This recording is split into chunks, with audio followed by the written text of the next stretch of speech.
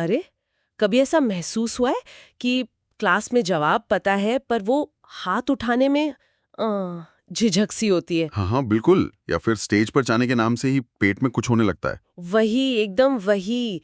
ये जो अंदर एक आवाज है ना जो रोकती है, आज हम उसी के बारे में बात कर रहे हैं, आत्मविश्वास की। सही, आत्मविश्वास मतलब अपने ऊपर, अपनी काबिलियत पर, अपने फैसलों पर एक तरह का भरोसा।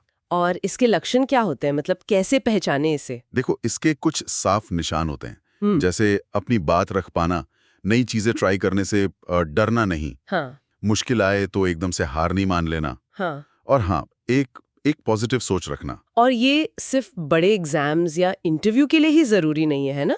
बिल्कुल नहीं। अरे, रोजमर्रा की जिंदगी में देखो ना, ग्रुप प्रोजेक्ट्स में अपनी राय देना हो, कॉलेज फेस्ट में हिस्सा लेना हो, या बस नए दोस्त बनाने हो, हर जगह ये काम आता है। बिल्कुल।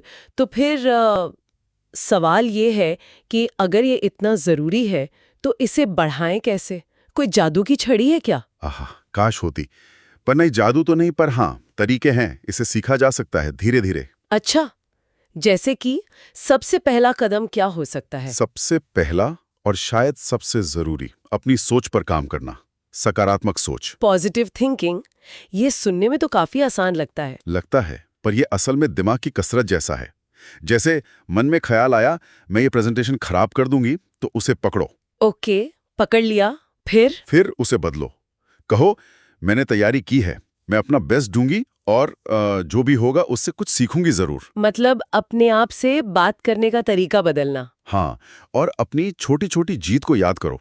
जैसे पिछली बार जब कोई मुश्किल सवाल हल हो गया था, वो एहसास याद करो। ये बढ़िया है। अच्छा, और दूसरा तरीका? दूसरा है छोटे, हासिल करने लायक लक्ष्य बनाना। छोटे लक्ष्य, जैसे मान लो, पब्लिक स्पीकिंग से डर लगता है, हाँ, तो एकदम से बड़े स्टेज का मत सोचो। तो फिर शायद पहला कदम हो, बस अपने 2-3 दोस्तों के सामने उस टॉपिक पर 2 मिनट बोलना। छोटा सा लक्ष्य। हाँ, ये तो किया जा सकता है। मतलब बड़े पहाड़ को छोटे छोटे कदमों में बांटना। बिल्कुल। स्मार्ट लक्ष्य कहते हैं ना, हाँ। Specific, measurable, achievable, relevant, time bound. मतलब लक्ष्य साफ हो, पता चले कितना हुआ, मुमकिन लगे, आपके लिए जरूरी हो, और टाइम सेट हो। समझ गई। जैसे अगले हफ्ते रोज 15 मिनट प्रेजेंटेशन की प्रैक्टिस करनी है, ऐसा कुछ। एकदम सही। और इसी से जुड़ा है तीसरा पॉइंट, तैयारी और अभ्यास। तैयारी, हाँ ये तो है। ये बड़ा दिलचस्प है। देखो, जिस चीज से डर लगता है ना, हाँ। अगर उसकी तैयारी अच्छी हो, तो डर वो अपने आप कम होने लगता है। हाँ, ये तो मैंने भी महसूस किया है। एग्जाम से पहले अगर अच्छे से पढ़ लिया हो तो टेंशन थोड़ी कम होती है। बिल्कुल। वाइवा से पहले टॉपिक्स दोहरा लिए, या प्रेजेंटेशन की प्रैक्टिस कर ली, तो अंदर से लगता है हाँ, मैं ये कर सकता हूँ। ये एक तरह का सेफ्टी नेट है। सही कहा। अच्छा, और क्या है? एक और बहुत अहम बात, असफलता को स्वीकार करना सीखना।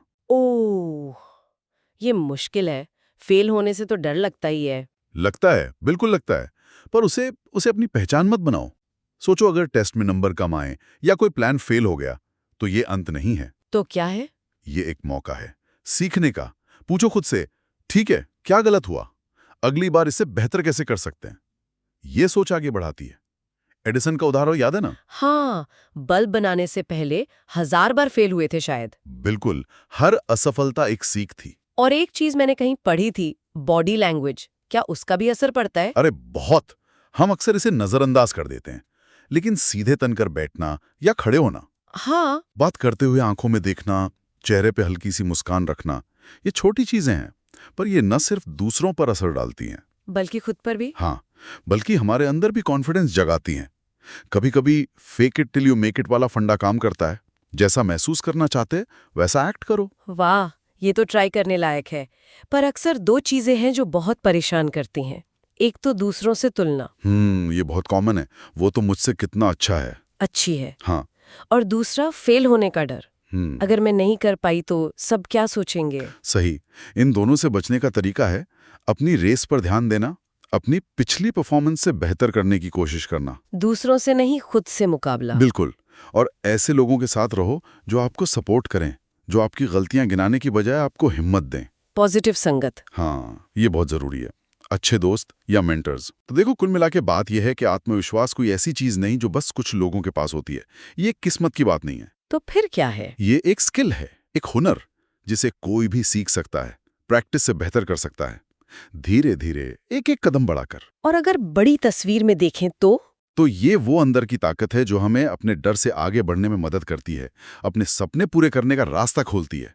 पढ़ाई हो, शौक हो या जिंदगी का कोई भी मैदान हो। तो इसका मतलब ये हुआ कि शुरुआत करने के लिए किसी बड़े धमाके का इंतजार नहीं करना है। बिल्कुल नहीं, शुरुआत छोटी ही होती है हमेशा। तो आज अभी सुनने वाले ये सोच सकते हैं कि आत्मविश्वास बढ़ाने के लिए आज वो कौन सा एक छोटा सा कदम उठा सकते हैं, हाँ बिल्कुल, शायद क्लास में बस एक सवाल पूछना, या किसी ऐसी एक्टिविटी के लिए नाम देना जिससे हमेशा बचते रहे हो, कुछ भी छोटा सा। थोड़ा रुक कर। बिल्कुल, कोई भी एक छोटा कदम। तो अगर आपको ये चर्चा, ये बातें काम की लगीं और लगा कि हाँ कुछ नया सीखने को मिला, तो इस वीडियो को लाइक जरूर करें। हाँ, और आगे भी ऐसी ही दिलचस्प बातों के लिए चैनल को सब्सक्राइब करना ना भूलें। मिलते हैं अगली बार।